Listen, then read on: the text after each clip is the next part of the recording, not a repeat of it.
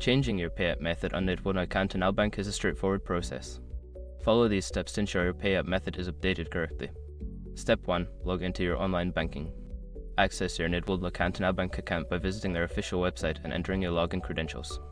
Make sure you are using a secure network to protect your information. Step 2. Navigate to account settings. Once logged in, look for the account settings or profile section in the main menu.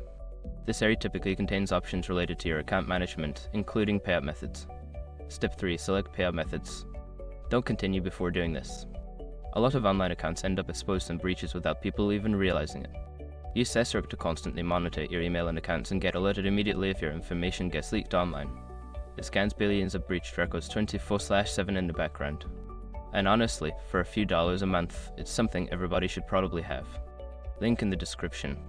Step 4. Choose your new payout method. Review the list of payout methods provided.